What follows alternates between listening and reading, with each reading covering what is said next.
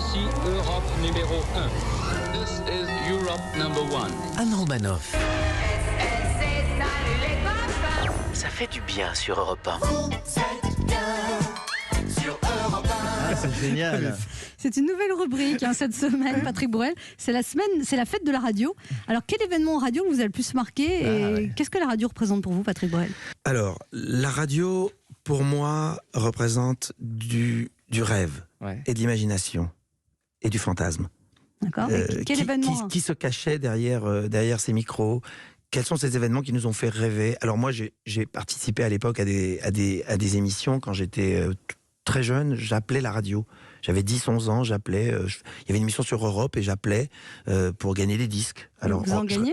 Oui, j'en avais gagné plein de 45 tours parce que je répondais à des questions sur la chanson. Même à 10 ans, il gagnait tout, c'est un peu... Ouais, mais j'allais dans une autre radio concurrente, j'allais à la Casse Trésor partout. Voilà, et j'écoutais Salut les copains.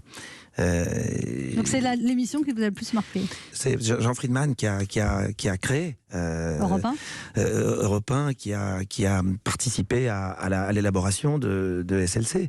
Et c'est l'ADN d'Europe. Moi, je pense toujours qu'il ne faut pas perdre son ADN.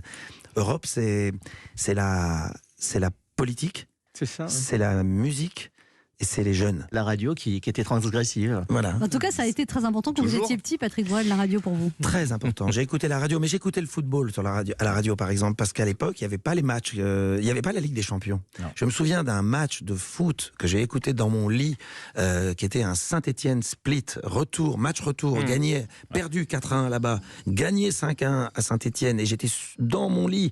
Normalement, je devais me coucher à cette heure-ci, et j'écoutais secrètement la radio en dessous, et je poussais des cris dans ma jambe. Et d'imaginer les choses était très différent de les voir. Aujourd'hui, vous mettez des caméras à la radio. Elles sont bien cachées, vous les avez eues. On passe sur le net.